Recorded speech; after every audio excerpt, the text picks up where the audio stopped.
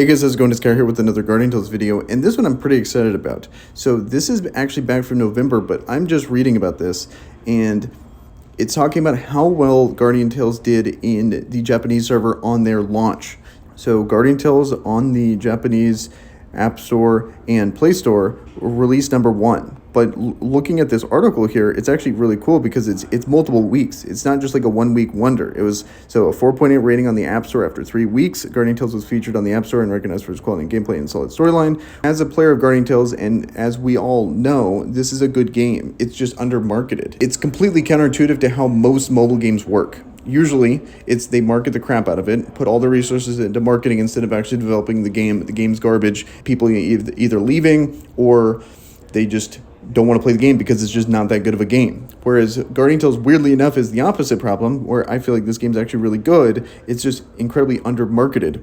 But luckily, because at the end of the day, it's really about money, and I'm just glad to hear that Guardian Tales is doing well, maybe not on global. I think it's doing solid on global, but it's nice to see massive success, like being #1 in something. So #1 on the Google Play Store and #4 on the App Store. On November 6th, Guardian Tales officially launched in Japan via self-publishing through its subsidiary, Kong Studios.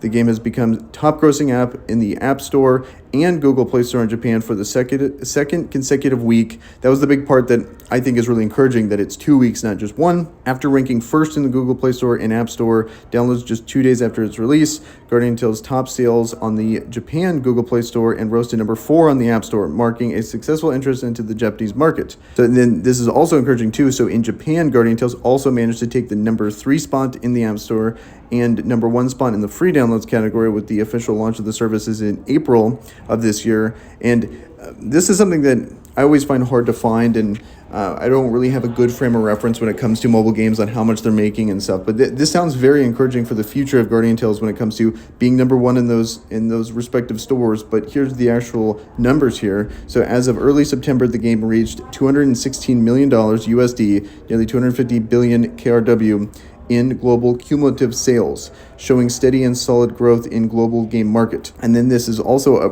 pretty good news too, because I have zero frame of reference on how well games outside of Japan, or developed outside of Japan, I should say, do on the Japanese market. But this article at least is saying in Japan it is quite unusual for games developed by foreign game companies to rank first in sales. So as an official in the game, it said an official in the game industry. So I don't know how true that is. I have no history in actually looking at the financials of these kind of games. And even if I did, it's just totally out of my wheelhouse. But when I see #1, yeah, like that has to be good, and that has to be good for the future of Guardian Tales. Because like I was saying earlier, at the end of the day, this is all about money. And especially with in my opinion, a lackluster roadmap for content, at least it's not due to lack of money and they're just trying to slowly let the game play out. I think hopefully what they're doing is, now that they're actually making the money, we can at least rule that potential excuse out of the way. Maybe they're actually going to double down and invest in getting more developers so they can crank this stuff out a little quicker.